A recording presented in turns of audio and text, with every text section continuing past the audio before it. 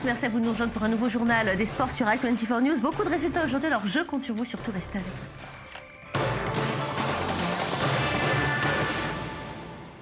Et je propose d'ouvrir cette émission avec une polémique qui agite la CAN. Le quart de finale gagné par la Guinée équatoriale, pays organisateur, contre la Tunisie déclenche le scandale. L'arbitre aurait pris des décisions subjectives. Il a donc été suspendu pour 6 mois. Mais la Tunisie ne compte pas s'arrêter là. Une attitude qui déplaît aujourd'hui à la Confédération africaine de football. L'imbroglio est aujourd'hui sportif et presque politique. Retour sur cette triste affaire qui assombrit les derniers jours de la compétition africaine avec Lise Barrem. Après un quart de finale houleux entre la Tunisie et le pays organisateur, la Guinée équatoriale, lors de la Coupe d'Afrique des Nations, la Confédération africaine du football n'a pas tardé à réagir.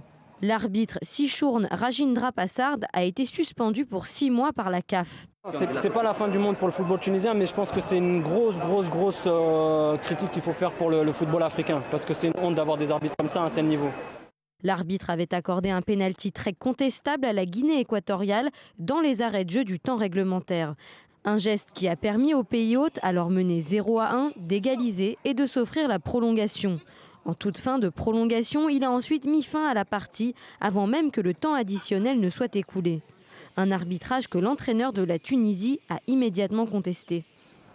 Il a fait une grande erreur, l'arbitre. Une grande erreur.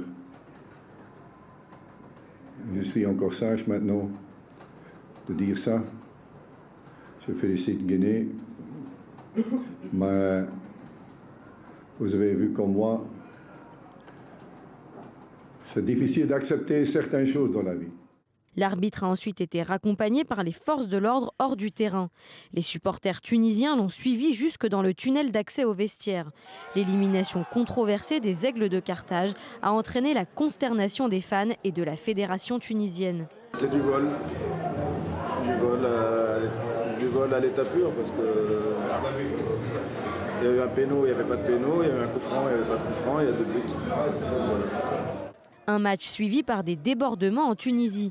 Une dizaine d'agressions ont visé des membres de la communauté subsaharienne, principalement à Tunis et Sfax, mais aussi sur les réseaux sociaux.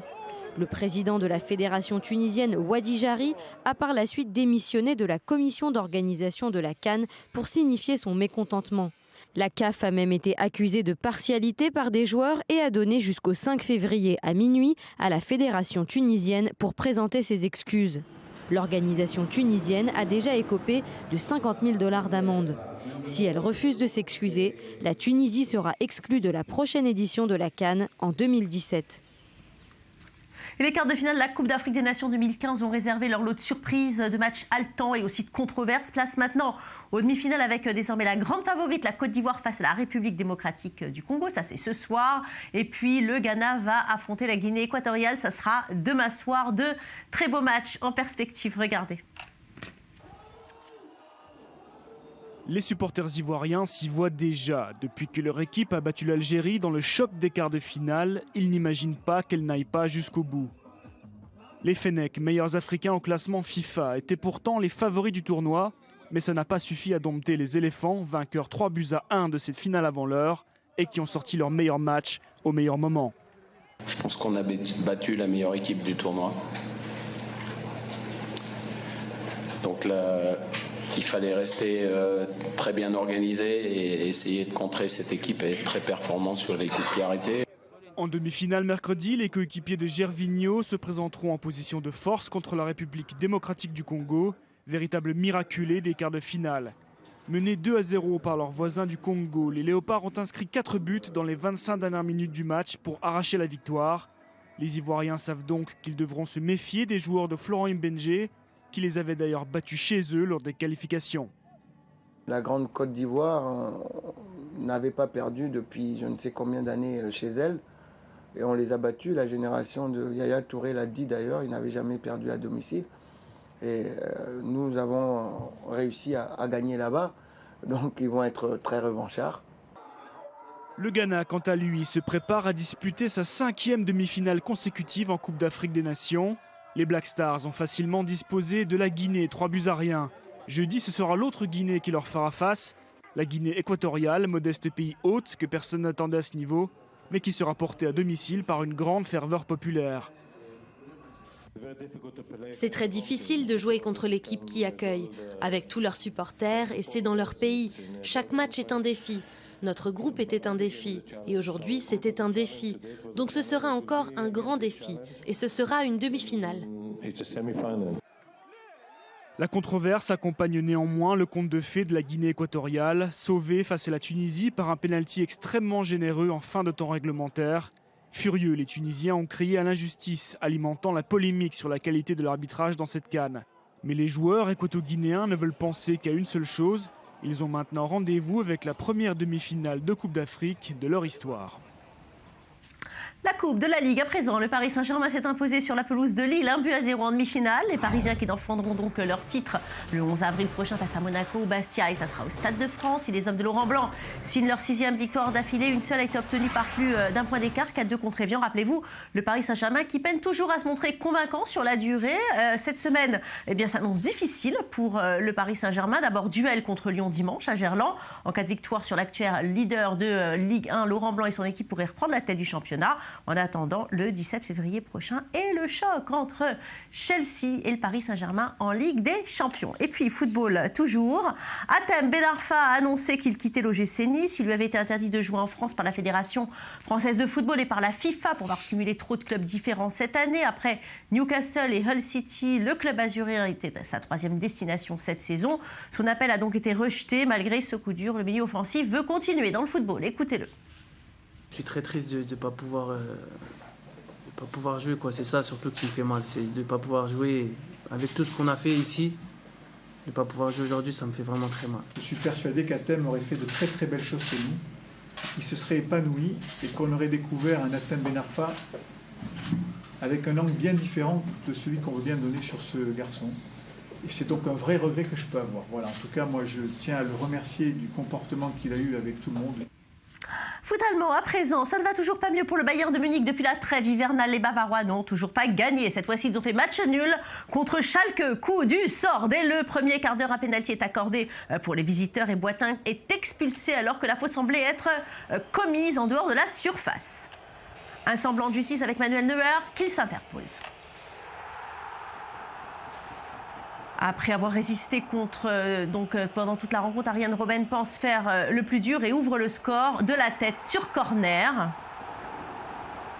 Mais à peine quelques minutes plus tard, Schalke égalise là aussi sur corner et cela jette un froid évidemment sur l'Allianz Arena. On écoute maintenant Pep Guardiola, il a une réaction très mitigée, vous allez voir. Je ne suis pas seulement heureux, je suis très satisfait. Quand on doit jouer contre Schalke avec seulement 10 hommes sur le terrain, ce n'est pas facile. Nous avons eu de la chance sur le penalty, mais nous avons aussi bien joué. Au début, on n'a eu qu'une seule occasion de but, mais vers la fin, nous avons eu plus d'opportunités de marquer après le but de Robben. Pas besoin d'expliquer que nous voulions les 3 points.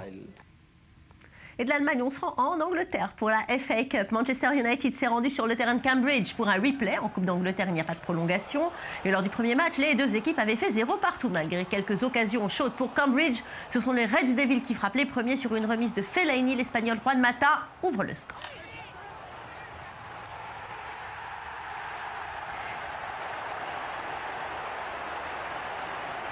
Toujours en première mi-temps, les hommes de Louis van Gaal doublent la mise. Après un cafouillage dans la surface, regardez Rojo reprendre la tête et trompe facilement le gardien. Manchester est maintenant hors de portée. En seconde mi-temps, les Rouges vont tuer tout suspense sur une frappe lointaine de Wilson. Une victoire tranquille 3-0 qui permet aux Mancuniens d'accéder au 8e de finale où ils retrouvent Preston North End, une équipe de 3e division. Ça devrait donc aller pour eux. Départ pour l'Espagne maintenant avec un match en retard de la 16e journée de Liga. Le Real Madrid n'avait pas pu participer à la rencontre en décembre à cause de la Coupe du Monde des clubs qu'ils avaient d'ailleurs remporté. Un match important pour les deux équipes. Séville est sur une dynamique intéressante. Il vient de récupérer la 4e place au classement. Une victoire face au leader permettrait aux Andalous de se placer à seulement 2 points de l'Atlético Madrid. En face, le Real cherche également la victoire pour distancer le Barça de 4 points. Un avantage qui serait non négligeable dans la course au titre. Je propose d'écouter tout de suite Carlo Ancelotti, l'entraîneur des Merengues. Il n'y a aucun doute, Séville est une équipe dangereuse. Ils sont très bien organisés, ils font une très bonne saison. Ils ont de très bons joueurs pour jouer en contre-attaque et qui savent jouer dans de petits espaces. Donc ça va être un match très difficile si on ne joue pas bien.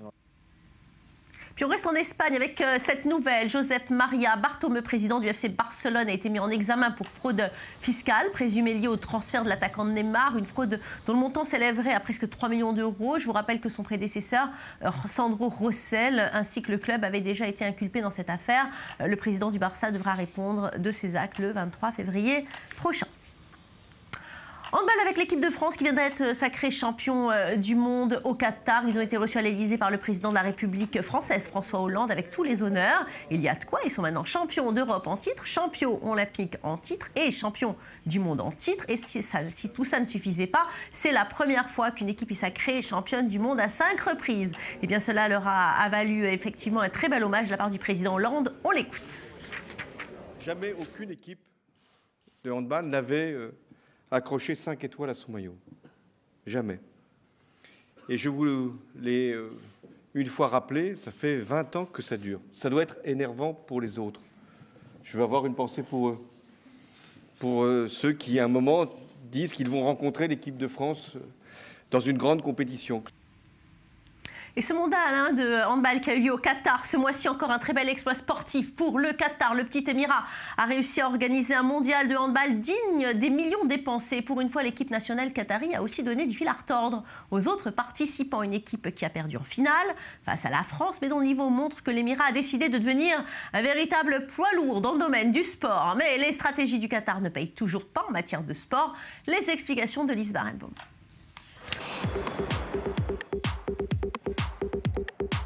Les efforts du Qatar semblent porter leurs fruits. Malgré une défaite contre la France, l'Émirat s'est qualifié pour la finale du championnat du monde de handball qu'il accueillait cette année. Une première pour une équipe non européenne. L'équipe s'est livrée complètement dans la bataille et je suis très heureux que nous soyons la première équipe non européenne à arriver en finale. En face, l'entraîneur des experts reconnaît le mérite de la toute jeune équipe qatari. Je pense qu'ils ont cru au fur et à mesure de la compétition, ils ont cru que c'était possible et ils ont failli réaliser la performance jusqu'au bout. Donc félicitations au travail de Valero, félicitations pour l'équipe du Qatar. Mais le chemin a été long avant ce succès. L'État dirigé par l'émir Tamim Ben Hamad Al Thani n'a pas cessé ses efforts pour héberger les grandes compétitions. En 2010, c'est la consécration avec l'obtention de la Coupe du monde de football 2022. Nous ferons en sorte que cela marque l'histoire du Moyen-Orient et de la FIFA. Donc encore merci. Merci beaucoup et nous espérons faire de ce rêve une réalité. Et nous vous donnons rendez-vous lors du match d'ouverture en 2022. Malgré les soupçons de corruption, il n'est pas question de lui retirer la compétition pour l'instant. Côté handball, le Qatar a appliqué une politique bien particulière. Sur les 16 joueurs qui composent l'équipe du Qatar, qualifiée pour la finale du championnat du monde, seuls 5 sont qataris. Les 11 autres viennent des 4 coins du monde, dont le français Bertrand Rouanet. Des handballeurs attirés par l'aventure et par l'appât du gain qui ont afflué au risque de s'attirer les critiques des autres nations. Donc ils sont un peu montés sur un nuage. On va essayer de les faire tomber du nuage. Le Qatar n'en est pas à son ballon d'essai. En athlétisme, le Kényan Stephen Cherono, devenu champion du monde en 2003, a été naturalisé qatari en échange d'une rente à vie. Il s'appelle aujourd'hui Saïf Saïd Shahin. Mais toutes les tentatives du Qatar ne fonctionnent pas. En 2011, Mohamed bin Hammam n'a pas réussi à se faire élire président de la FIFA. Il a même été banni à vie de toute activité liée au football. Monsieur bin Hammam est banni à vie de toute activité footballistique de niveau national et international, administrative et sportive. Les échecs sont bien là. La candidature du Qatar pour les Jeux Olympiques 2020 n'a même pas passé la présélection du CIO. Dès lors, que deviendront les infrastructures construites pour le Mondial 2022 qui ont coûté 130 milliards d'euros et la vie de milliers d'ouvriers? Puis un petit peu de NBA, les Portland Trail Blazers se sont imposés d'extrémis sur Utah Jazz, actuellement 4e de conférence Ouest. Portland sait que les places sont chères. Cette année pour les playoffs, ils sont à égalité de points avec les Clippers de Los Angeles et les Dallas Mavericks. Et pour la victoire, ils ont pu compter sur un trio de choc avec Damian Lillard avec 25 points, LaMarcus Aldridge avec 22 points et 11 rebonds et Wesley Matthews avec 21 points. Le Français Nicolas Batum a réalisé une performance correcte avec 10 points, 8 rebonds et 6 passes. Et on va ouvrir une page Formule 1. À présent, nouvelle journée productive lors des essais de Jerez dans le sud de l'Espagne. Le Brésilien Felipe Nasser a réalisé le deuxième temps au volant de la Sauber C34 à 8 dixièmes de Sébastien Vettel qui court pour Ferrari et qui réalise pour l'instant le meilleur score, le meilleur temps. Raikkonen et Nico Rosberg complètent le tiercé de tête avec cette troisième journée. Et c'est la voiture McLaren avec Alonso à son volant qui a dû s'arrêter prématurément pour des soucis de refroidissement. Et bien voilà, c'est fini pour aujourd'hui. Merci à vous tous de votre fidélité à nos programmes sportifs. On se retrouve demain pour encore plus de résultats. En attendant, prenez soin de vous, couvrez-vous bien, puis surtout, ne changez pas de chaîne. Restez bien branchés sur i24 News.